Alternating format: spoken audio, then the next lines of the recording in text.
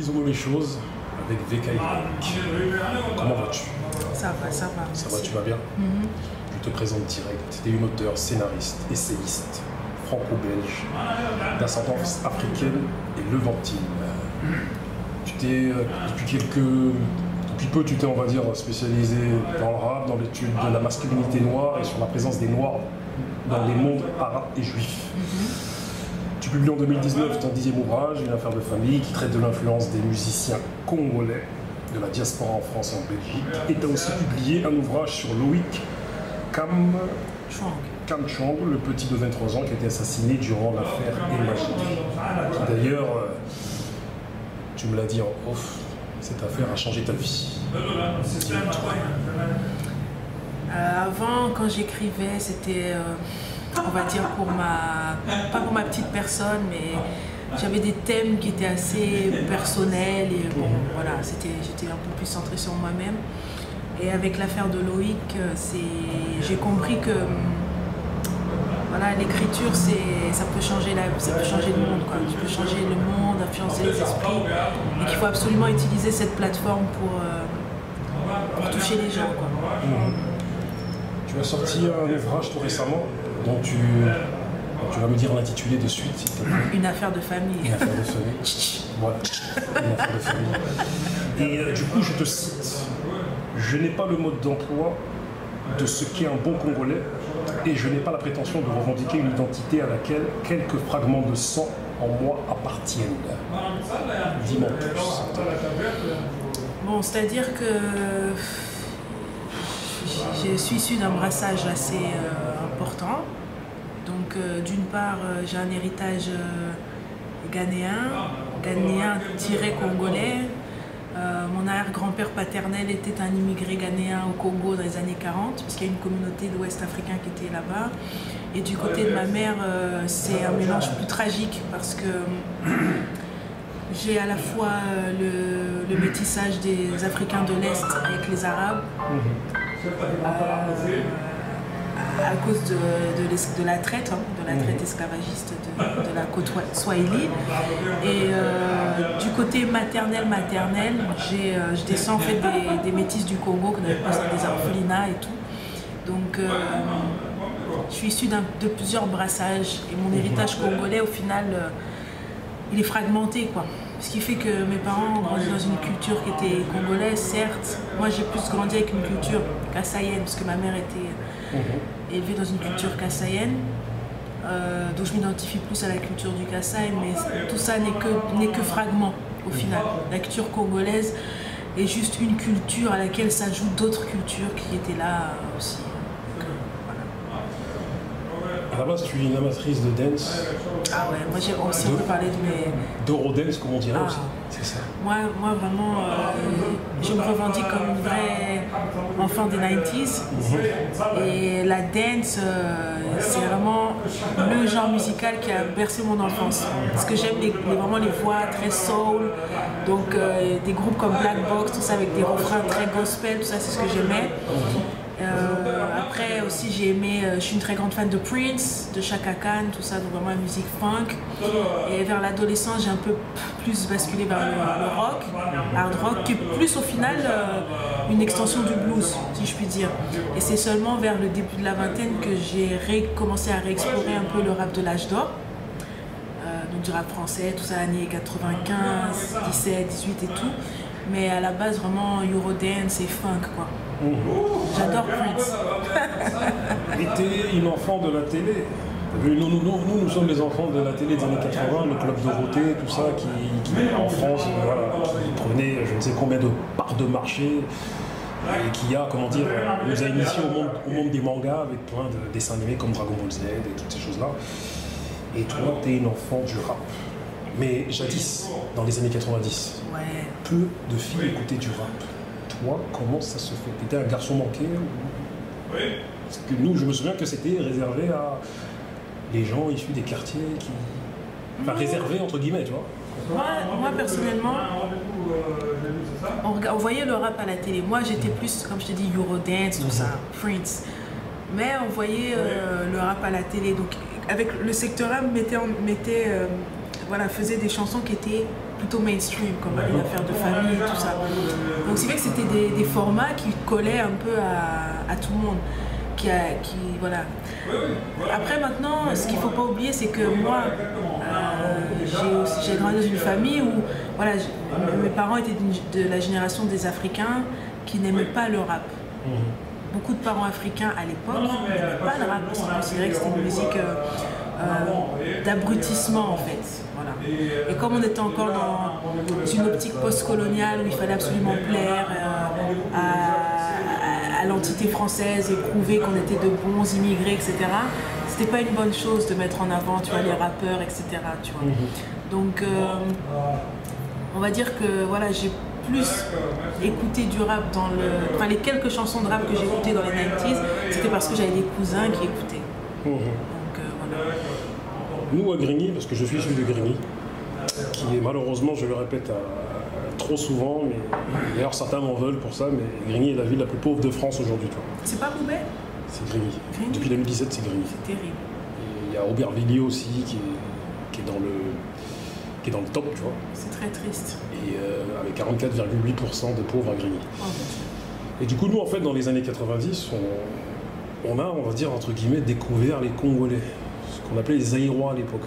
Les Zaïrois ou Brazzavillois? C'est toi qui vas m'expliquer tout ça. Parce qu'on ne faisait pas la différence. Donc nous, à l'époque, dans les années 90, voilà, moi j'ai grandi dans un quartier qui s'appelle l'Ellipse à Grigny. Et à un moment donné, il y a eu des travaux.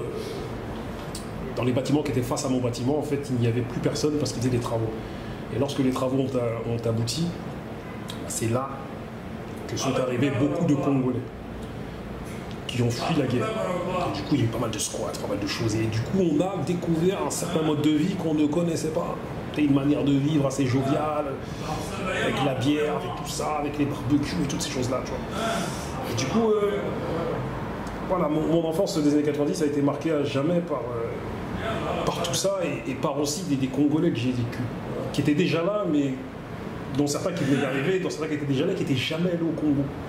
Et certains même avaient presque honte de leur pays. Toi, comment tu l'analyses tout ça? Bon, moi, je suis issue d'une... Déjà, je suis une immigrée, moi, personnellement, de 3e génération. C'était mes grands-parents qui avaient quitté le Congo belge pour la Belgique à la fin des années 50. Donc, on distingue deux courants de migration congolaise. L'immigration congolaise en Belgique est totalement différente de l'immigration congolaise de France. L'immigration congolaise de France, elle est principalement donc, des années 70, 80, 90, 90, pardon. L'immigration des Congolais de Brazzaville, donc les Lino, les Passy, etc. À la même période, même tranche de période. En Belgique, tu as uniquement les Congolais, donc ex-Congo belge, les Rwandais et les Burundais. Là, il y a une différence culturelle entre les deux branches.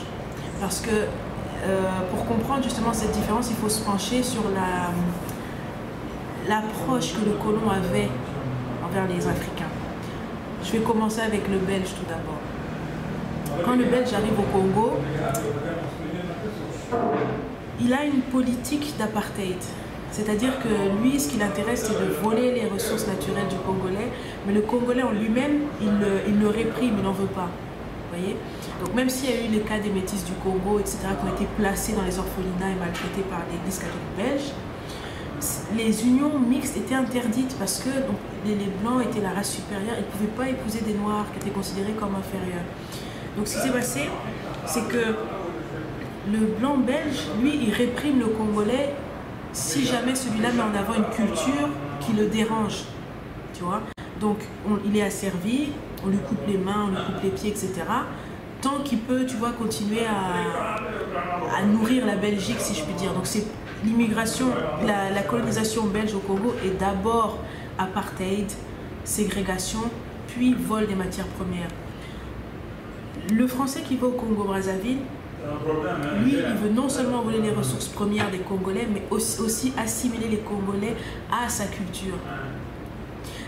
Donc, ça se voit notamment, c'est un tout petit détail, mais dans la francisation des noms de famille.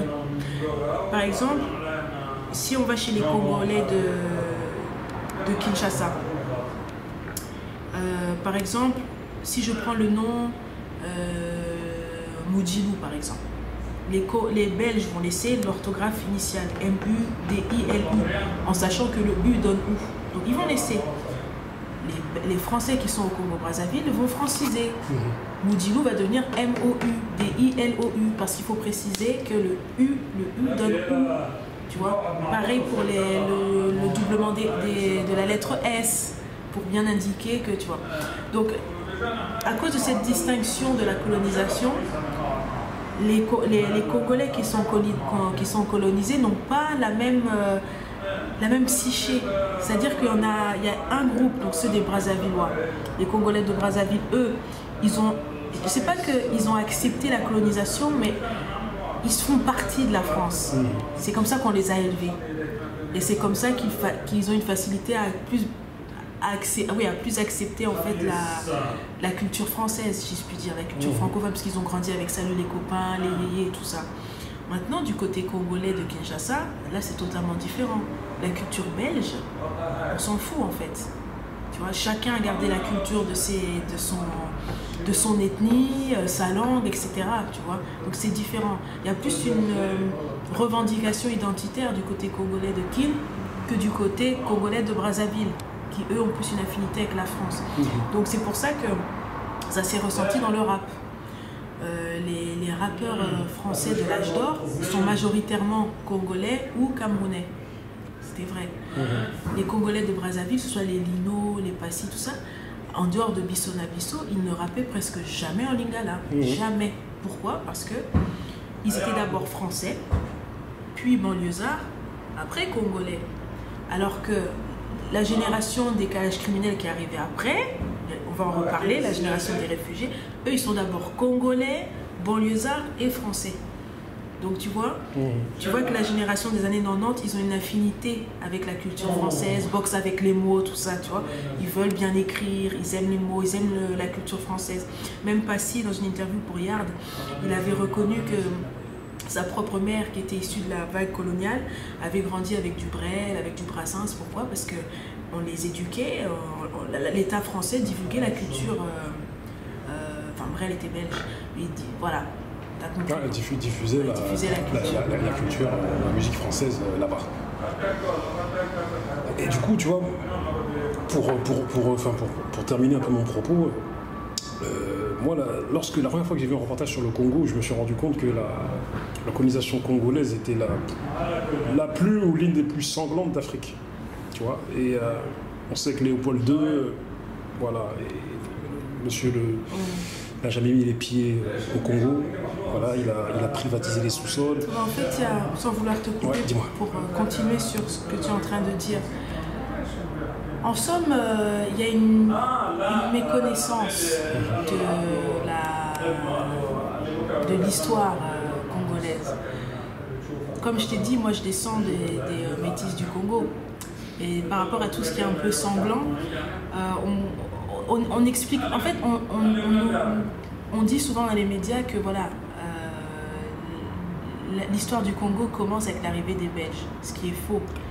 Ce qui est faux et ce qui est vrai, parce que ce sont les Belges qui ont fait la RDC au niveau des frontières, etc. Avant ça, cette région-là, elle appartenait à la Grande Éthiopie, tu vois. Et l'Éthiopie moderne n'a rien à voir avec la Grande Éthiopie dont on parle, mais ça c'est un autre sujet. Avant l'arrivée des Belges, il y avait les Arabes aussi. Il y avait un très très grand marchand esclavagiste qui s'appelait Tipotip. Il y avait Tipotip, il y avait Roumaliza aussi. C'était des Noirs arabes de Oman.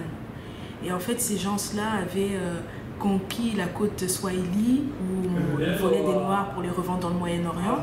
Et ils avaient réussi à pénétrer la région du Congo. Donc il y a des régions comme Kisangani, le nord, Goma, le Kindu, le Kasaï aussi, qui ont été ravagés par les esclavagistes arabes.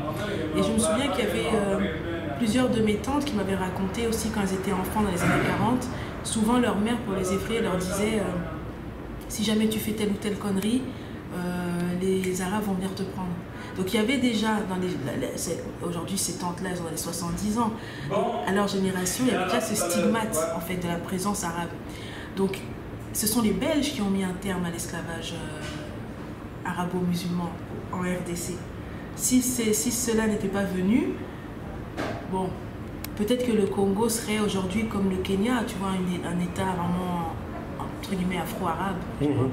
Et c'est pour ça que quand tu vas dans les régions de l'Est, tu retrouves des musulmans. Il y a des musulmans chiites, sunnites, qui ça a gagné aussi beaucoup de métissage avec les Arabes, les Yéménites, les Omanais, etc. Rwanda aussi. Le Rwanda aussi a été soumis à l'autorité arabe. Il y a beaucoup de métis rwandais, beaucoup de métis arabes aussi au Burundi, tu vois. Donc, toute cette région-là avait été conquise, tu vois. Donc le Congo a été... On nous parle toujours de la présence belge, mais le Congo a toujours été un carrefour colonisé, tu vois. Colonisé par les Portugais vers l'ouest, avec l'Empire du Congo, colonisé par les Arabes à l'est. Moi-même, je sais que personnellement, j'ai un arrière-arrière-arrière-grand-père qui s'appelait Kabeya aussi, et qui était un marchand d'esclaves, quoi. C'était un Kassaïen, mais qui vendait les gens de son village aux gens de type au type. Voilà, donc tu vois, ça a toujours été un flux. Un flux migratoire, quoi. Après, vraiment, quand je parlais de sanglants, c'était... Enfin, je sais que Léopold II, c'est que leur manière de coloniser, ils envoyaient des escadrons de la mort qui coupaient les membres, qui coupaient les sexes, pour prouver que les gens des villages travaillaient, enfin ceux qui ne travaillaient pas assez par rapport à l'extraction du caoutchouc. C'était de l'esclavage. Et c'est pour ça que j'aimerais revenir sur le terme apartheid. C'était non seulement de l'esclavage, de la barbarie, mais une apartheid terrible. Et par rapport je suis désolée de revenir encore dessus, le cas des métis du Congo, qui ont vécu un apartheid horrible, où vous avez des prêtres qui viennent, qui prêchent la bonne parole ici en Europe, en Belgique. Quand ils arrivent au Congo, ils commencent à coucher avec des femmes noires et tout ça. Les enfants métis qui naissent, placés dans les orphelinats, on les arrache à leur maman noire, on les place dans les orphelinats, et là-bas on leur dit quoi? Vous êtes le fruit du mal, vous êtes le fruit du péché.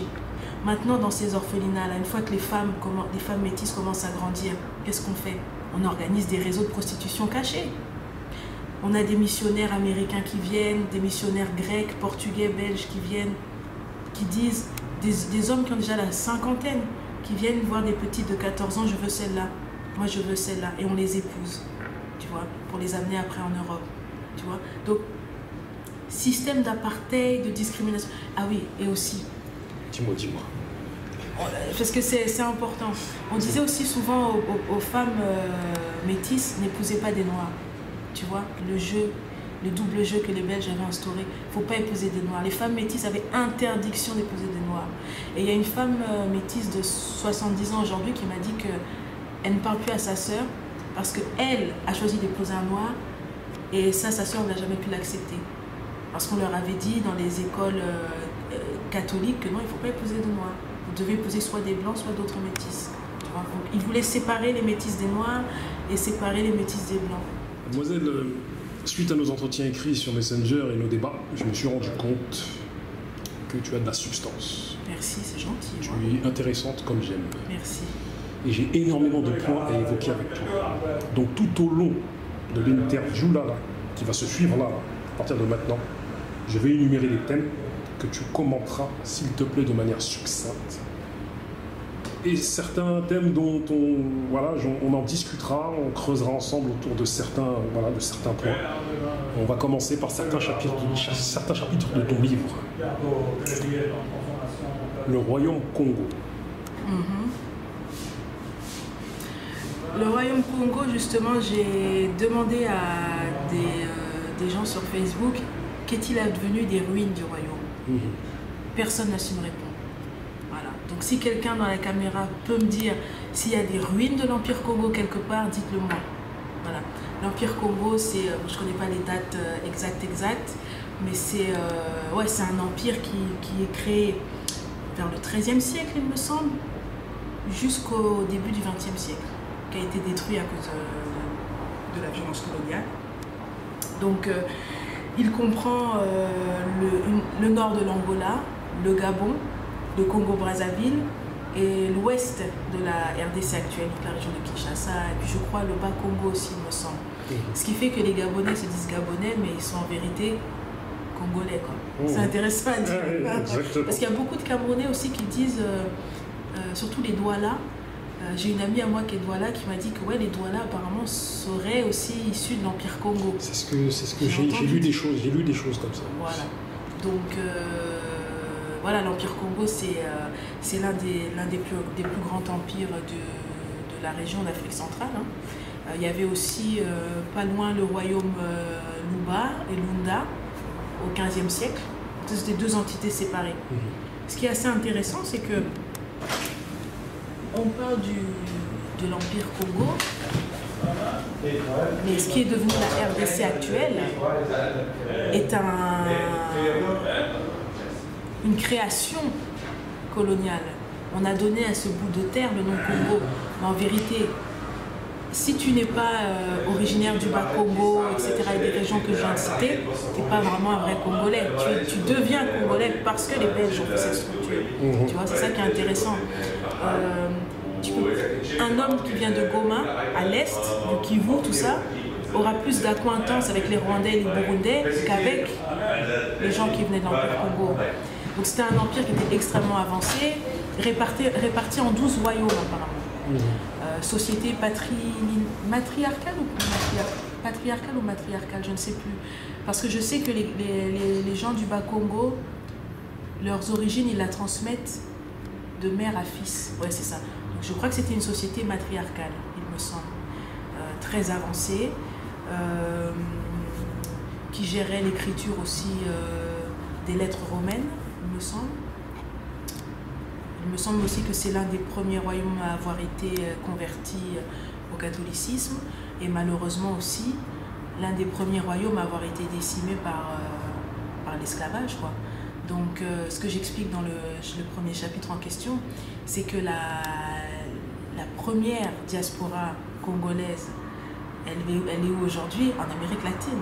Exactement. Voilà. C'est ça. Mais attendez, Amérique latine, mais aussi le sud des États-Unis. Donc, surtout en Louisiane, avec Congo Square, Cuba, Haïti et surtout Amérique du Sud, quoi. Donc, tout ce qui est Colombie, Venezuela, Brésil aussi. À Salvador, Dubaï, il y a une communauté Congo où ils parlent encore un Kikongo à la sauce brésilienne. Il y a aussi la communauté des Palenqueros en Colombie, il me semble, où ces gens-là parlent un créole Kikongo mélangé à un créole amérindien et à l'espagnol. Vous voyez? Donc les racines Congo sont toujours là, en Amérique latine. Et ça, c'est dû à des déportations de l'époque de l'esclavage. Déportations de masse. Tu vas en Angola, par exemple, il y a des régions qui ont été vides d'hommes.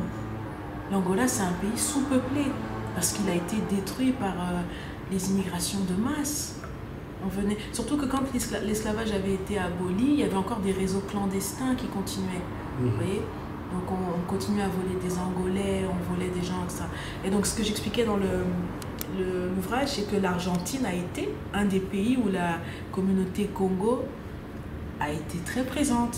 Et le tango est d'origine congolaise-angolaise. C'est ce que j'ai lu dans ce que tu m'as envoyé. Ça vient du candomblé. Voilà. Et la petite histoire, c'est un historien angolais qui l'avait découverte, c'est que le mot tango serait une déformation du mot lingala tongo, qui veut dire le matin. Et en fait, quand les esclaves devaient se lever aux aurores pour aller travailler, ils criaient tongo, tongo, tongo pour dire aux autres c'est le matin, levez-vous. Et ils se mettaient à danser. Et les esclavagistes espagnols qui les regardaient se disaient mais c'est quoi leur danse? C'est le tango en fait. Et la danse en fait du candomblé a été adaptée au violon et au piano européen. Et c'est devenu le tango. Mais à la base, c'est congolais et angolais le tango. Donc c'est dingue parce que la communauté noire africaine d'Argentine a été décimée pendant la guerre avec le Paraguay. Et ils ont laissé comme symbole national leur danse en fait. C'est comme avec le Brésil et la feijoada aussi. C'était un plat d'esclaves. Et ils ont rabaissé les esclaves, ils les ont mis de côté, mais le plat national brésilien, c'est un plat d'esclaves. Donc c'est assez intéressant. Exactement. On a énormément de points à évoquer. Donc c'est très intéressant ce que tu me dis, car j'apprends des choses. Tu vois comment je te regarde là, c'est-à-dire que je suis en train d'apprendre des choses. Parce qu'en plus, c'est des choses que j'ai lues par rapport à ce que tu m'as envoyé. Donc je rebondis à travers tes mots. D'ailleurs, c'est pour ça que nous, c'est quelque chose que j'aimerais préciser. On a beaucoup de Congolais, surtout qui ont des parents âgés entre les 60, 70 ans, 70 ans, 75 ans. Ce sont des parents qui ont grandi avec la culture latino-américaine. C'est pour ça que quand tu regardes des personnes comme Cardi B ou Kate Luna, enfin des stars latino-américaines, quand tu écoutes la musique traditionnelle sur laquelle elles dansent, ce sont des rythmes africains. Quand tu écoutes les chansons de Celia Cruz aussi, ce sont des rythmes purement africains, purement congolais en fait. Et c'est avec cette musique-là aussi que nous on a grandi. Là, comme je t'ai dit, là je vais t'énumérer des phrases ou des mots. Je veux juste que tu me répondes par une phrase. On joue à ça? On essaie. On essaie. Essayons. La spiritualité congolaise. Santeria, Lukumi, Ifa, Voodoo. Les esclaves ont réussi à laisser... J'ai fait plus d'une phrase là. Bah, c'est ça, hein, la spiritualité, c'est ça. Hein, c'est le remplacement des entités religieuses catholiques par les dieux africains, Oshun, Yemaya, etc. C'est ça. Je crois que Oshun, c'est aussi ouest-africain. Hein. Ouest-africain. Hein. Effectivement. C'est ouest-africain. Donc il y a le courant de la Santeria au Porto Rico, Cuba. Ifa Lukumi aussi, Cuba, et toutes les Antilles hispanophones. Voodoo aussi au sud des États-Unis. Donc les Congolais ont réussi à laisser quand même leur impact religieux. On va y arriver. Une phrase. Une phrase, on va y arriver. Mais c'est très intéressant ce que tu dis. À chaque fois, je suis comment dire, je t'écoute. La politique. Très vaste. Très vaste. Je ne suis pas une experte pour en parler. Je ne peux pas me permettre de dire quoi que ce soit. Moi, ce que je peux dire, c'est que j'invite les gens à lire ce que j'ai écrit. Mais moi, personnellement, je ne suis pas du tout une experte. Je ne peux pas me permettre de parler de ça. La fierté congolaise. La fierté congolaise, ça dépend laquelle. Moi, j'aimerais dire quelque chose. Et je pense que les Congolais de Brazzaville vont m'insulter. Bon, je suis désolée, c'est pas pour vous vexer. Mais cette fierté congolaise, elle est arrivée avec les Congolais de Kinshasa. Je suis désolée de le dire. Il y avait Bissona Bisso, certes. Mais c'est avec les Congolais de Kinshasa qu'elle est arrivée. Lumumba. Le père de la nation, mais pas que, ça va au-delà. Le père aussi de l'Amérique latine, le père de tous les opprimés. C'est comme ça que c'est. Le Zaïre de Mobutu. Ah, le Zaïre de Mobutu, c'est beaucoup de contradictions. Hein. Je pense que Mobutu, c'est quelqu'un qui a voulu bien faire, mais qui a fait n'importe quoi. Voilà, le despotisme, mais en même temps, Mobutu a fait quelque chose d'incroyable. C'est le mouvement de l'authenticité. C'est grâce à lui, quelque part, qu'aujourd'hui, les Congolais sont fiers de ce qu'ils sont, parce qu'il a mis le Zaïrois au centre du développement. Vous voyez ? Donc, il a entrepris un travail de décolonisation mentale très important. Moi, je suis pour la justice. Donc, il a fait beaucoup de choses mal, mais ce qu'il a laissé quand même, redonner aux noms, aux villes, les noms d'origine, c'est quelque chose qu'on ne retrouve pas chez les Congolais de Brazzaville. Brazzaville, tu vois. Sassou Nguesso qui fait rapatrier le corps, la sépulture de Pierre Savorgnan de Brazza au Congo, un homme qui a violé des femmes batéké. C'est terrible. Voilà. La Belgique et le quartier Matongé.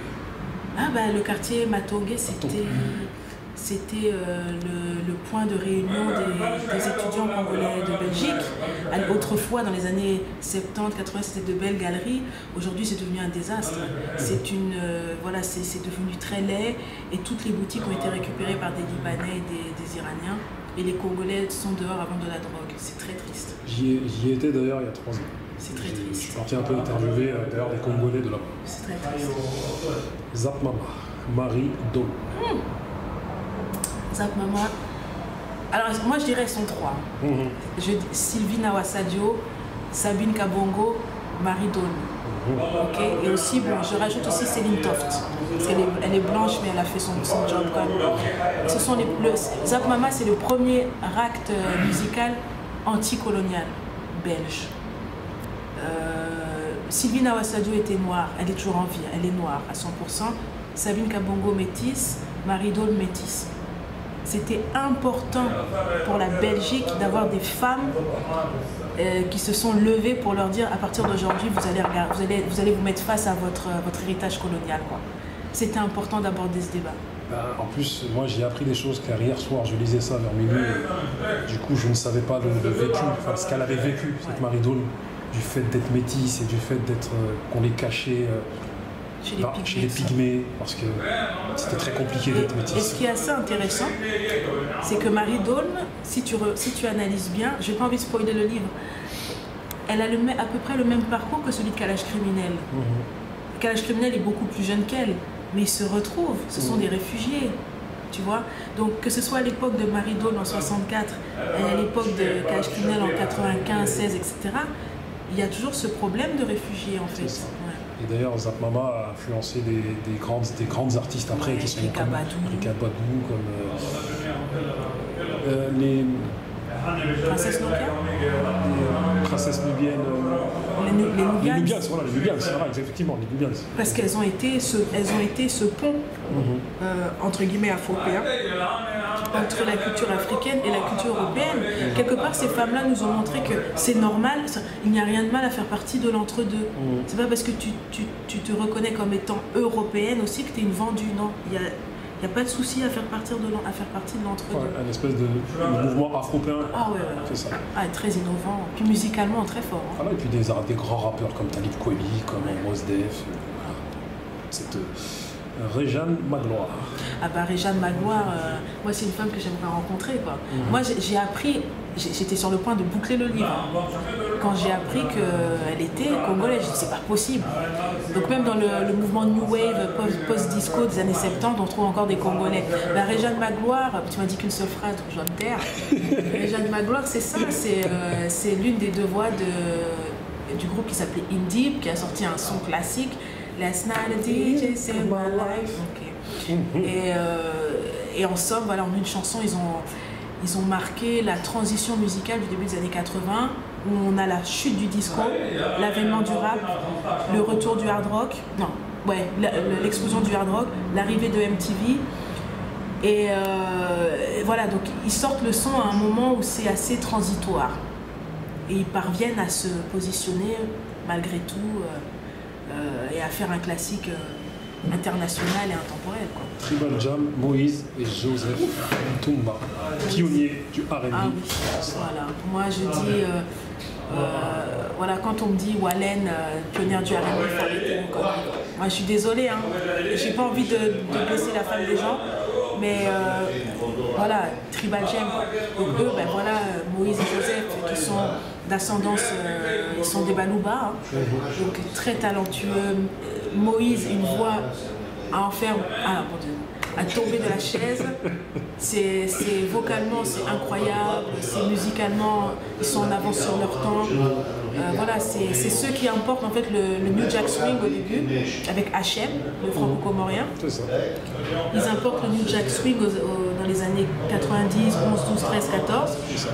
Et c'est avec Remind Me qu'ils explosent. Voilà. Donc eux, vraiment, c'est la culture du chant. C'est vrai que la New Jack Swing est un mouvement qui, on va dire, dont l'initiateur est M. Teddy Riley. Exact. Voilà, le grand Teddy Riley qui aujourd'hui, je pense, est derrière de grands artistes. Bon, je ne le suis plus trop, mais je pense qu'il est derrière de grands artistes encore aujourd'hui. Même gros mouvement. Un gâchis. Parce que ces filles-là étaient prometteuses, mais malheureusement, moi je pense que les Mel Groove ont été... Elles faisaient une musique qui était super bien. C'était du R&B, c'était super bien. elles avaient de très belles voix, mais trop noires. Je suis désolée de le dire, hein, trop noires. Et avec la mort d'Alia, l'arrivée d'Alicia Keys, l'explosion de Jennifer Lopez, voilà, les gens avaient envie d'avoir dans l'industrie un côté plus exotique. Et elles étaient trop noires pour rester.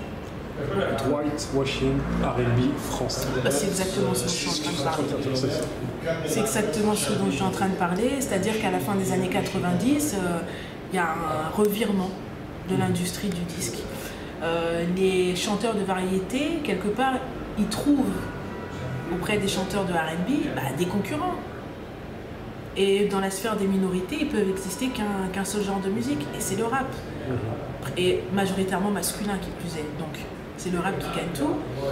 Et le R&B, c'est cette culture qui ne marche plus. Donc tous les artistes R&B qui sonnent plus ou moins noirs, qui veulent coller aux genres vraiment afro-américains typiques, comme Ophélie Winter, les Tribal Jam, Mel Groove, etc., sont écartés. Et il y a une nouvelle vague de chanteuses maghrébines qui sont mises en avant. Pourquoi? Pour des raisons économiques. Parce qu'elles sont blanches de peau, parce qu'elles collent plus avec le côté international, et leur musique c'est plus du R&B que de la vraie musique noire en fait. Moi je dirais maghrébine, mais enfin des gens aussi qui sont blancs aussi, tu vois, parce que je pense aussi que même au niveau de la musicalité, Leslie, voilà, il y a Leslie. Or que Leslie en vérité, selon moi, elle chante bien. Mais après, moi je pense que c'était un espèce d'R&B qui n'était pas le même R&B qu'aux États-Unis, qui a été très édulcoré, c'est-à-dire mélangé avec de la variété. Parce que regarde, même Assia, que moi je respecte, mais à 1 million de %, Assia était algérienne, elle avait la peau blanche et tout ça. Assia a été virée parce qu'elle a jamais voulu vendre l'âme noire américaine du R&B pour faire un truc édulcoré à la Chérif Hanouna. Il y avait Jalan aussi, Jalan était blanche. Et Jalan faisait un son R&B, il l'entège, tu vois. Mpassi. Mpassi. Ah, Mpassi, là. Mpassi, c'est la voix de l'enfance de beaucoup de gens. Hein. C'est quand même, elle, vocalement, je dirais que c'est assez intéressant. Elle est influencée par le gospel noir américain, mais elle a une intonation très africaine aussi, qui est assez intéressante. Et elle fait partie de ses précurseurs avec Singila, qui vont lancer la vague en fait du R&B afro-pop, tu vois. Je respecte beaucoup. Singila, c'est le pont. Singila pour moi c'est, voilà, à la fin des années 90, comme j'ai dit, c'est la chute du R&B. Donc il y a deux choix. Soit de se tourner vers la variété comme Corneille l'a fait, soit aller du côté africain. Singila, il est allé du côté africain. Mais il faut savoir qu'à l'époque, l'Afrique était vue vraiment comme le continent arriéré, des blédards, etc. Et tout le monde était plus tourné vers les États-Unis. Il y avait Alicia Keys, il y avait Mariah Carey qui était là, il y avait, tu vois, il y avait vraiment les grands artistes de l'époque. Donc qui pensait aller du côté africain? Singila, il a pris ce risque. Il est allé du côté africain et ça a marché. Et grâce à Singila, aujourd'hui, tu as une nouvelle génération de jeunes chanteurs afro-R&B. C'est con de dire afro-R&B. Je ne sais pas si les gens vont comprendre. Musique africaine et R&B, comme il y a Levis, Dadju, Baramé. Non, pas Baramete, c'est un rappeur. Bramsito. Tu vois, ces chanteurs-là, aujourd'hui, n'existeraient pas sans Singila. C'est Singila qui a ouvert la voie, en fait. Tu vois, ce qui est fort dans ce que tu racontes, c'est que tu réhabilites quelque chose qui en France, on ne fait même pas de reportage sur Singila pour comment dire, le réhabiliter ou entre guillemets dénoncer l'apport que... Moi ça me choque, attends, ce mec, je suis pas fan, pourtant je suis même pas fan vraiment de sa musique, moi je suis plus fan des Tribal Jam, mais ce que Singila il a fait, c'est qu'il a pris un risque terrible, tu vois, et sans lui il n'y aurait pas ces unions entre les artistes caribéens et africains, etc. Et ce qui est intéressant dans ce qu'il a fait, c'est qu'il a réussi à créer un réseau en dehors d'Internet, en dehors de la télé, juste par le bouche à oreille en fait, tu vois. Il a réussi à scinder les communautés noires et immigrées de France, quoi. Il y a une chanson que je kiffe grave de Singila, c'est « J'avance en chantant ». À un moment donné, il a un couplet en lingala, et je ne comprends pas lingala, mais je ressens des choses quand il chante. Humphrey. grand artiste, sous-évalué, qui ne mérite absolument pas de vivre dans l'ombre comme il le vit maintenant. Pour moi, c'est l'un des plus grands talents, l'un des plus grands vocalistes français, très grand auteur, très grand compositeur. Mais malheureusement, Humphrey, lui, c'est un vrai chanteur de R&B, il connaît la soul, donc il restera toujours fidèle à l'héritage noir américain et il ne va jamais accepter de faire un truc édulcoré. C'est pour ça que malheureusement ça ne marche pas. Mais c'est un grand artiste. Pop Jam, Là, cette fille-là, c'est vraiment... moi, je me retrouve en elle, quoi. Parce que vraiment, déjà, les Belges, électro, donc voilà, électro-dance, moi, je te dis... Ah non, mais elle, c'est vraiment... Elle a réussi à... Elle fait... Voilà, Technotronic, c'est l'un des seuls rares groupes de techno et de dance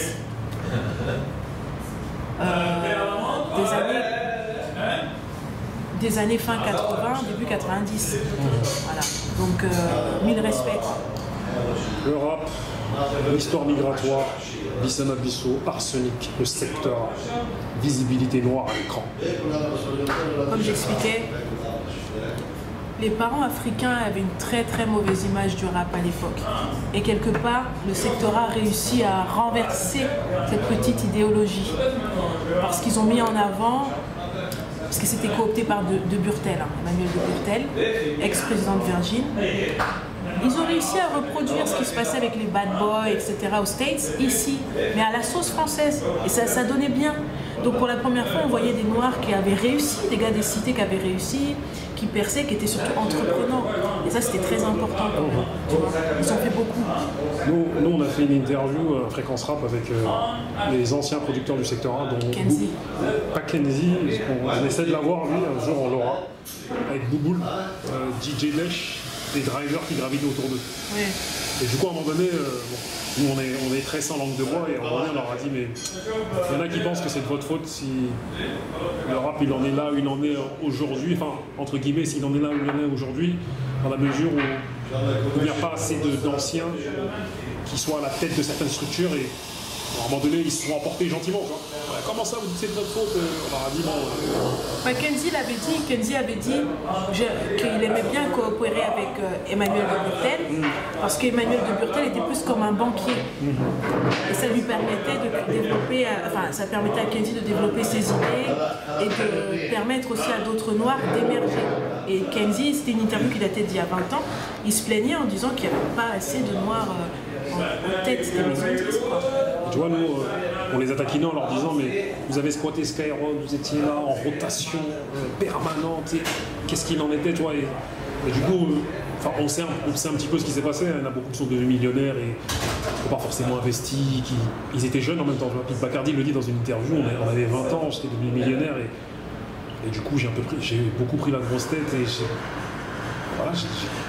j'ai grandi dans un milieu où j'avais pas beaucoup d'argent. J'espère qu'il a investi. Là, aujourd'hui, Bacardi est assez bien. Il est en Côte d'Ivoire là-bas et il produit des artistes. Il me semble que c'est en Côte d'Ivoire, tu vois. Il produit pas mal de gens et ça va. Fracture, Intouchable, 2 balles, Monsieur R, Premier témoin, Échec des banlieues. Arsenic, c'est le groupe qui explose mainstream. Ils ont un message qui est plus ou moins accepté par les radios, c'est la fête, etc.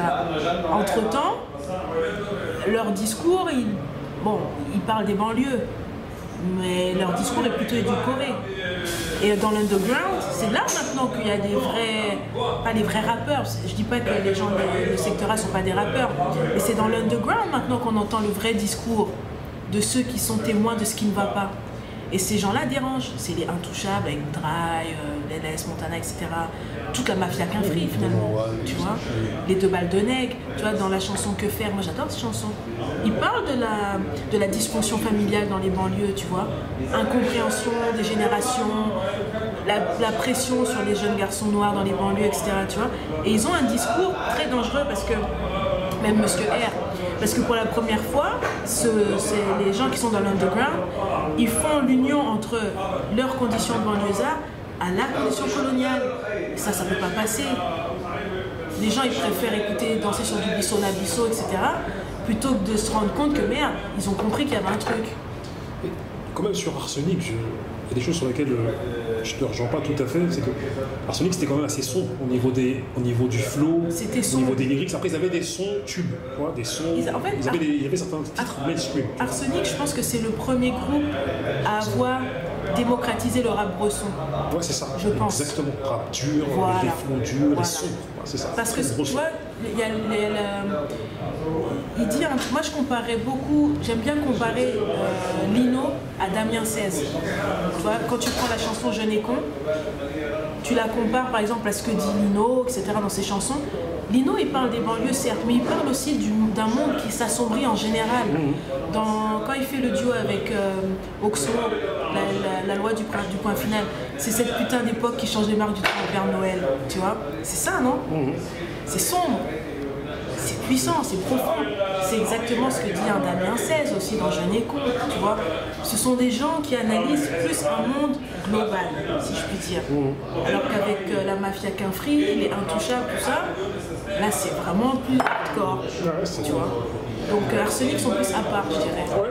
Et Lino, pour en rajouter dans ce que je te dis, pour moi, en termes de lyrics, en termes de qualité d'écriture, en termes de profondeur, en termes de métaphore, de comparaison, d'allitération, pour moi c'est le meilleur à ce genre. Oui, je suis d'accord, meilleur.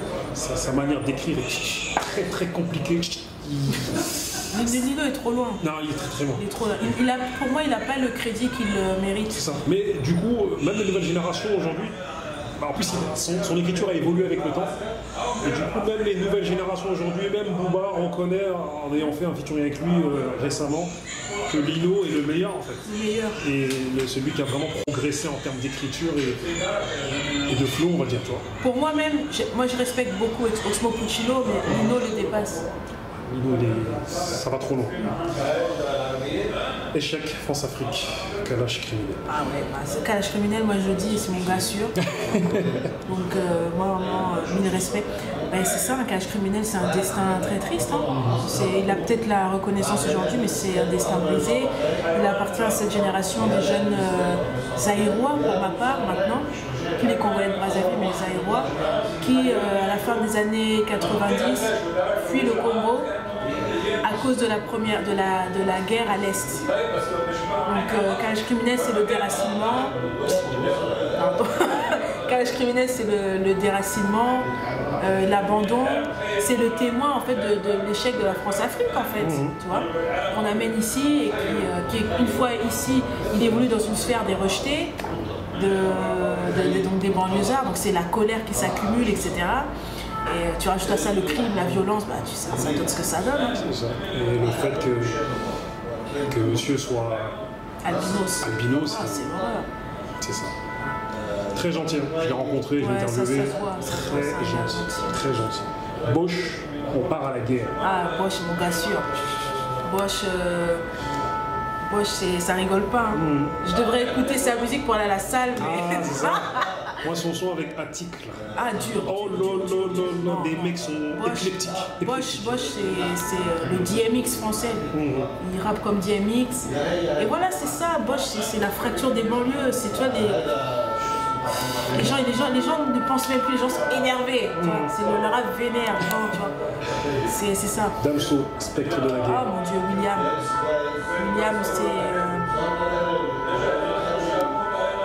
c'est la mélancolie, c'est la tristesse. Il est comme Kalash criminel, c'est des gens qui ont connu la guerre, la violence, le rejet. Surtout que lui était issu d'une famille bourgeoise, congolaise, donc très riche.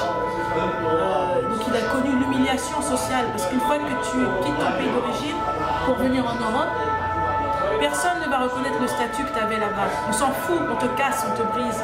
Et lui, c'est ça, c'est la brisure.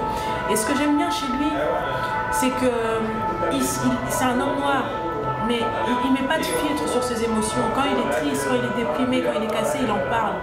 Et ça casse un peu avec la propagande de l'alpha male noir qui doit toujours tout contrôler, tout dominer. Ça, on en a besoin, tu vois. Parce que c'est un gars qui a beaucoup de traumatisme, je pense. Majesté. La même chose. Il est dans la continuité. Bon, il était là avant Damso, mais c'est la même chose. C'est le trop. c'est le surplein, le surplein si je puis dire. C'est l'accumulation de la violence migratoire, la violence des banlieues, le déracinement culturel, ethnique, etc. La pauvreté qui fait que dans la tête ça craque, quoi. Tu vois. Shai et Koeli. Koeli, j'aime trop. Shai, c'est ma girl, je dis pas le contraire. Koeli, j'aime beaucoup. En plus, on était au Fontel il y a 3 semaines. Elle est de la scène d'Anvers, donc elle est flamande. Elle parle anglais et flamand. Et elle, en fait, dans sa musique, donc elle parle de sa vie de tous les jours, de ses combats, mais elle a toujours des lignes par rapport à l'histoire noire, tu vois, esclavage, etc. Donc elle est très... Et c'est un peu l'antithèse de Shai. Elle adore Shai aussi, hein, donc je ne vais pas créer de bif. Elle adore Shai. Shai, c'est vraiment ce qui nous manquait. Moi, ce que je peux dire, c'est que j'ai toujours soutenu Shai. Même quand elle a commencé avec Cruella d'Enfer, là, moi je soutenais, c'était ma go. Donc voilà, quoi. Rap belge vs rap français, ton introspection s'oppose à l'entertainment. Le rap belge, c'est le rap intelligent. Et le rap français, aujourd'hui, on va dire que c'est le rap bête. Je retire dans la nouvelle génération, attention. Donc, bien évidemment, je ne parle pas des Youssoupha et des Machter. Dans la nouvelle génération, là, en dehors de Cage Criminel, tous les autres, c'est un rap improbable. C'est une honte d'avoir des NASA, d'avoir des... Toi, tu trouves que c'est une honte? C'est une honte. Parce que, enfin, j'ai vu ce que tu as dit dans une autre interview et tu estimes que par rapport à ce qui se passe au Congo, il devrait ne pas être tant dans l'enjaillement. Il devrait dénoncer des choses.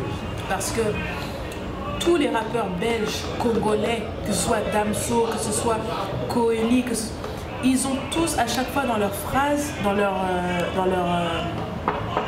chanson, un petit verset par rapport au Congo. Isha, par exemple, dans Durag, c'est une chanson un peu, voilà, pas rigolote, mais un peu, voilà, entertainment. Il parle du fait que ouais, nos ancêtres étaient tabassés parce qu'ils ne récitaient pas l'Ave Maria. Damso, il en parle tout le temps de la guerre. Badi, il en parle tout le temps. Balogi, il en parle, tu vois. Même les rappeurs burundais comme Gaël Faye, ils parlent du déracinement. Et vous avez votre plateforme et vous faites des trucs comme Mignon Garçon. C'est pas normal, tu vois. Congo 2019. Qu'en est-il? La région du Kivu. Toujours des massacres, toujours des tueries. On a eu un nouveau gouvernement, là un nouveau président avec Félix Tshisekedi, le fils de Tshisekedi le père, Étienne. Gouvernement de transition, période de transition, mais les tueries continuent. Parce que ce qu'il faut comprendre, c'est que la guerre à l'est du Congo, c'est pas juste un conflit Occident contre Afrique. Il y a aussi d'autres pays africains à côté, comme le Rwanda, etc., qui ont des intérêts dans cette guerre. Tu vois, l'Ouganda a des intérêts dans cette guerre. Donc c'est un conflit, j'ai l'impression qu'il ne se terminera jamais. Le gospel. On sait que le gospel a une part importante dans la culture congolaise. Parce que par rapport au christianisme. Mais l'industrie du gospel est intéressante parce qu'elle évolue dans l'underground. Mais il y a un bouche à oreille qui est terrible, quoi. C'est-à-dire que si tu es chanteur de gospel, tu passes ni à la télé ni à la radio ici en France, là-bas tu es une star, tu vois. Parce que c'est la religion est devenue le socle en fait sur lequel tous les immigrés se reposent parce que les gens ont des problèmes. Ils ont des problèmes de papier, ils ont des problèmes de travail, ils ont des problèmes de je sais pas quoi, donc la prière, tu vois. Donc ils ont réussi à construire une communauté parallèle, si je puis dire, et donc musicale à travers cette musique, qui est assez intéressante. Chez nos voisins rwandais. Ouais, c'est un chapitre, c'est le dernier chapitre qui va énerver beaucoup de gens, je m'en fous, parce que je parle de l'impact des Rwandais au Congo et de l'impact des Congolais au Rwanda. Donc là, vraiment plus à l'est. Donc les rapports entre les deux pays. Et voilà, j'ai évoqué 4 artistes, Ricky Rondo, Stromae, Gaël Faye qui est lui burundais-rwandais, et puis Corneille. Voilà, donc j'ai évoqué leur rapport avec le Congo et tout ça. En tout cas, dans une interview, j'ai cru comprendre que même tout de suite, j'ai cru comprendre que dans tes rappeurs favoris, il y a Bosch, Damso et Kalash Criminel. Voilà. Et du coup, je me souviens être tombé sur un article de Bouscapé qui parlait de la domination des rappeurs congolais. Et il me semble que tu es tombé sur cet article-là et c'est ce qui t'a motivé à écrire ton livre. Parce que les gens me disaient, ouais mais toi tu connais les réponses, tu sais plus ou moins pourquoi les gens se dominent. Bah écris un livre là-dessus. Je disais, ouais mais non, je sais pas si j'ai vraiment encouragé, tu vois. Je me suis dit, bah ouais, bah allez, let's go, allons-y. Alors au début c'était censé être un livre que sur le rap, mais j'ai dit, mais non, fais des recherches, il y en a une, il y a les Abama, donc écris sur tout le monde. C'est ce que j'ai fait. Et donc, moi je pense que j'ai beaucoup mieux répondu que le mec qui a écrit l'article de Bouscapé. C'est ce que tu penses. C'est plus complet. Dans ton livre, tu fais état, comme tu disais, de l'immigration intellectuelle, enfin des Congolais, enfin la Belgique, la France. Moi, souvent, dans mon passé, je suis tombé sur des Congolais ou même d'autres Africains, d'autres pays, qui avaient des parents diplomates. Et du coup, en fait, comme tu disais, toi, quand tu as parlé de Damso par rapport à l'humiliation sociale, je me suis rendu compte que ces gens-là, à un moment donné, sont arrivés dans les quartiers et ont vécu autrement et même avaient cette envie de prouver qu'ils étaient plus durs que les gens issus de quartiers et en même temps, ils avaient vécu quelque chose au pays qui était pas du tout la même réalité sociale que ceux des quartiers. Et tout à l'heure, tu as parlé des différentes vagues d'immigration et tu disais, enfin, je t'ai vu dans une interview dire qu'il y a plusieurs types de Congolais. Et tu comparais Lino avec Kalash Criminel. Je commence par la Belgique tout d'abord. L'immigration congolaise de Belgique était davantage une immigration intellectuelle. Donc c'était les soi-disant évolués qui étaient choisis par les Belges pour aller étudier là-bas, pour après revenir. Donc c'était des gens qui poussaient leurs enfants à réfléchir, à étudier, etc. Et c'est pour ça que ça se ressent chez les rappeurs belgo-congolais. Ils ont toujours gardé cette culture de l'étude. L'immigration congolaise en France, du côté brassavillois, elle est d'abord intellectuelle. On les met dans les banlieues, pas tous, il y en a qui sont sur la classe moyenne. Ceux qui sont dans les banlieues sont aussi des intellectuels. Tu vois, les parents de Lino et de son frère Calbo, ce sont des gens qui avaient étudié, tu vois. L'immigration congolaise en France, elle n'est pas ouvrière comme l'immigration maghrébine, tu vois. C'est en cela qu'ils diffèrent. Maintenant, c'est avec l'arrivée des réfugiés, etc., qu'on a un certain appauvrissement. Attendez, je ne suis pas en train de dire appauvrissement intellectuel, je n'ai pas envie de me faire attaquer ou frapper. Mais il y a il n'y a plus cette culture de l'étude. Pourquoi? Parce que Mobutu n'avait pas mis au centre l'éducation. Il avait plus favorisé la culture de l'amusement, de la musique, etc. Et ça, c'est pas moi qui le dis. Énormément de parents congolais ont dit oui, Mobutu n'a pas mis l'accent sur l'éducation, tu vois. Et ça s'est ressenti avec les dernières vagues de migrants qui sont venus en France, des Aérois, tu vois. Mais l'immigration congolaise de Brazzaville, ici, c'était les intellectuels aussi. Et d'où cette différence aussi entre les rappeurs belges et les rappeurs, enfin les rappeurs congolais belges et les rappeurs congolais français. Ouais. Par contre, avec exception, je mettrais Kalash Criminel. Kalash Criminel pourrait être un rappeur belge, à cause de ce qu'il dit. La guerre, Coltan, tout ça, tout ça. Et j'aimerais un peu te parler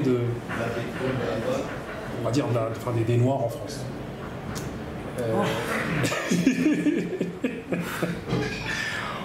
Sujet luxe. Voilà, on va y aller de manière un peu rapide, entre guillemets, parce que j'ai pas mal de choses à évoquer avec toi.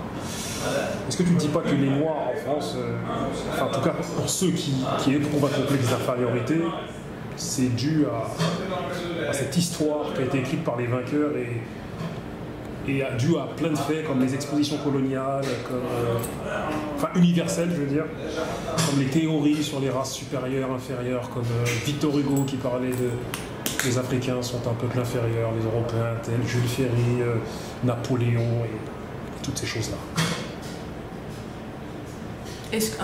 En gros... Est-ce que tu ne dis pas que ce complexe d'infériorité il est dû à toutes ces théories et tous ces faits historiques? Ce complexe d'infériorité, il est lié à ça, mais je dirais avant tout au déracinement. Je pense que le noir dans le monde, que ce soit les immigrés en France, les noirs du Moyen-Orient, les noirs en Amérique latine, on a tous un problème de déracinement. On ne sait plus qui on est. Ça, c'est très important d'en parler, tu vois. Et je crois que c'est le fait d'avoir... On a subi trop de violence. Esclavage, colonisation, exposition zoologique, immigration, tu vois, tout c'est trop. On a des problèmes. Il y a Frantz Fanon dans Peau noire et masque blanc qui parle du fait que les Noirs ont des problèmes dans les 3 quarts de leur comportement. On a des problèmes. Et dû à tout ce que tu viens d'évoquer, et tout est dû à tout ce que je viens d'évoquer. C'est trop. Et toi-même, dans une autre interview, tu disais que le Noir est malade. Le Noir est malade, psychologiquement parlant, beaucoup. On a un problème entre nous, notre psyché et nos corps. Regarde par exemple, quand tu marches dans les rues à Paris, on voit beaucoup de mamans africaines qui ont la peau brisée parce qu'elles ont mis des produits. C'est ça. Tu vois? C'est-à-dire que les gens n'ont aucun problème à torturer leur corps.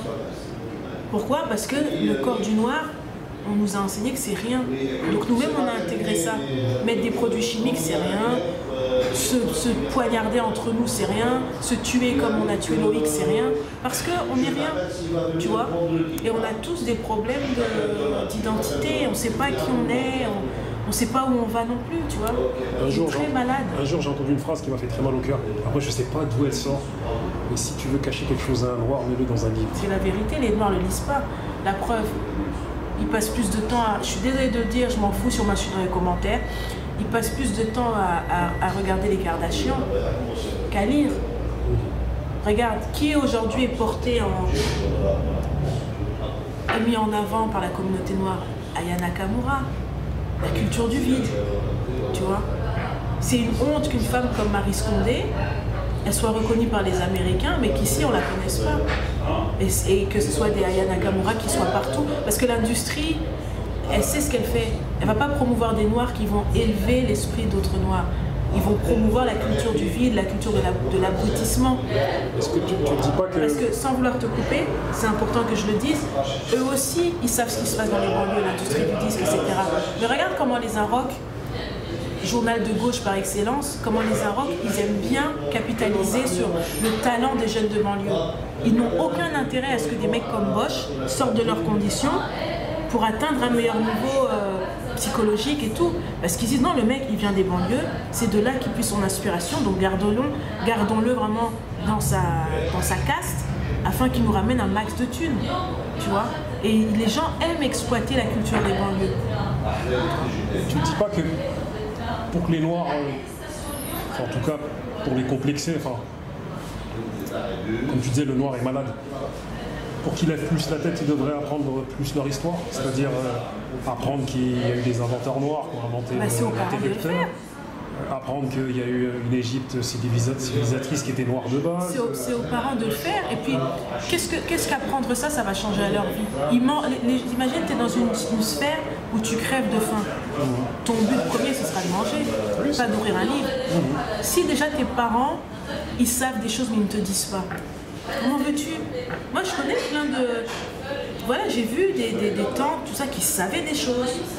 Tant que tu leur demandes pas, ils vont pas te dire. Et quand tu les questionnes, mais tu savais ça? Pourquoi tu nous as pas dit? Ah, tu vois? Donc les parents eux-mêmes, ils savent, mais ils transmettent pas. Parce qu'eux-mêmes, ils considèrent que leur histoire n'est pas importante.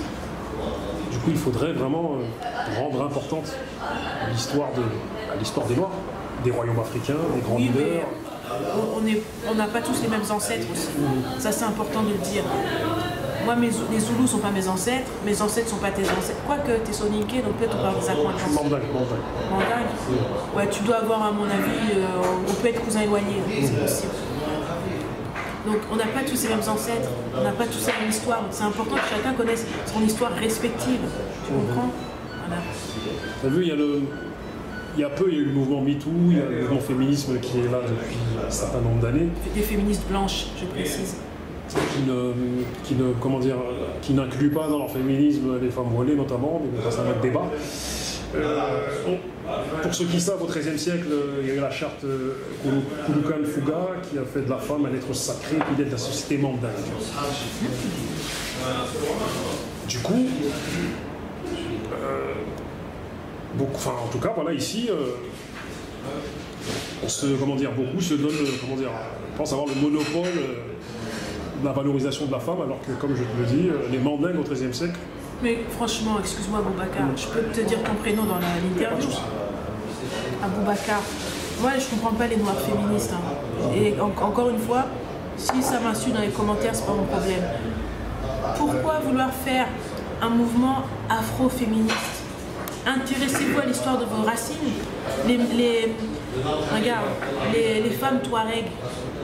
Les Touaregs sont une société matriarcale. Ce sont les femmes qui dominent. Bon sang. Apprenez des Touaregs. On est des Africains. On n'est pas des Blancs. Donc pourquoi imiter ce qu'eux ont créé alors que nous, ce sont les Blancs qui ont amené la culture du machisme? Tu vas en Amérique latine, les civilisations Inca, etc. Les femmes avaient leur place. Les femmes en Afrique aussi. Les Baluba, apparemment, au Kasaï, ils disent que leur dieu est une femme. Ce sont les Blancs, les colons qui ont apporté la culture du machisme. Tu vois ce que je veux dire? Donc, si on veut être soi-disant féministe, on peut aussi étudier la façon dont les hommes noirs traitaient les femmes noires à l'époque. Quelle était la place des femmes noires dans les sociétés du Maghreb, les sociétés d'Afrique de l'Ouest, Afrique centrale, Afrique de l'Est. Il y a beaucoup de choses à dire. On avait des reines africaines, toutes les parties du continent. Aujourd'hui, en Europe, le concept de reine, etc., c'est très récent. Tu vois, nous, on les précédait avec les pharaons, etc. Donc ça veut dire quelque chose. Arrêtons de toujours vouloir être acceptés par les doctrines des Blancs. On a aussi nos propres doctrines. Le film Black Panther. Bon, Wakanda et tout ça. Bon, ok. Attends, laisse-moi te terminer mon propos. J'ai l'impression que les Noirs aux États-Unis sont nostalgiques d'une époque qu'ils n'ont pas vécue, une époque égyptienne avec des rois et des reines antiques. C'est moi qui dis ça? Non, j'ai l'impression, moi c'est ce dont j'ai l'impression. Moi j'ai l'impression que les Noirs aux États-Unis sont nostalgiques d'une époque qu'ils n'ont pas vécue avec des égyptiennes, rois et reines antiques, mais qui aujourd'hui en tout cas nous paraît irréel et du coup ne calcule pas cette Afrique qui est réelle. Enfin j'ai l'impression. Moi c'est l'impression que j'ai. Une Afrique qui est réelle avec des difficultés. Mais je trouve qu'ils l'ont montré dans le film, avec cette dissociation dont tu parles, qui est vraie, avec Killmonger. Mais attention, avant de répondre, je réponds aussi à la question que tu m'as posée par rapport à Wakanda, tout ça. Tu sais ce qui se passe en ce moment dans l'industrie du cinéma afro-américain. Tu sais que beaucoup d'Afro-Américains commencent à se plaindre en disant que les Africains et les Caribéens veulent voler leur travail. Moi, c'est ce que j'ai remarqué dans Black Panther. Enfin, voilà. Bon, Killmonger était afro-américain, mais le reste du casting, c'était des Caribéens, des... Tu vois, bon, voilà. Mais par rapport à leur vision de l'Afrique, ils veulent tellement en fait enjoliver le continent que peut-être ils ont une vision déconnectée. Ouais, je pense que c'est ça. Après, moi, j'emprunterais le terme complexé aussi. Mais complexé dans le bon sens ou dans le mauvais sens? Dans le mauvais sens. Mais je crois que le terme déconnecté est le plus approprié. Mais j'ai l'impression aussi qu'ils sont un peu complexés d'une Afrique qui est en difficulté et du coup ils essaient de raviver une image de l'Afrique qui n'est plus aujourd'hui. C'est-à-dire les pharaons n'existent plus, toutes ces choses-là. J'ai l'impression que le film Black Panther est le fruit de leur comment dire, de leur fantasme. De leur fantasme, ouais, exactement. Merci de terminer mes mots. Avec le parcours qu'on traverse, avec le parcours de nos parents qui ont traversé l'Afrique, en tout cas pour certains d'entre eux, qui ont traversé l'Europe, qui nous ont éduqués, avec leur vie qui est très très riche. Est-ce que ce ne serait pas eux les super-héros en réalité? Nos parents. Les vrais super-héros. Ce ne serait pas eux, au lieu que ce soit les Marvel, les Black Panther ou Spider-Man ou Batman, les vrais super-héros. Ah si, ils ont fait beaucoup. Ils ont fait beaucoup, ils se sont sacrifiés pour nous. Ça, c'est important de le reconnaître. Mais il ne faut pas que ces sacrifices deviennent une raison d'imposer leur vision. Moi, je pense que chacun se complète. Ils se sont sacrifiés, mais nous aussi. Moi, je pense qu'on est la génération de la revanche. Les parents, à l'époque, ils rasaient un peu les murs. Tu vois, ils étaient un peu obsédés par ce que les Blancs disaient, etc. Penser de... Nous, on s'en fout, on est vraiment la génération... Un Blanc nous emmerde, on dit « va te faire foutre ». Tu vois, on est cette génération, on n'a plus peur. Moi, je dirais plus qu'on... Pour moi, je venge mes ancêtres. Je sais pas comment t'expliquer. Après, 4 générations qui ont été soumises au silence. Et c'est pour ça que je suis dans l'écriture aussi. C'est une façon pour moi de venger mes ancêtres. Tu vois ?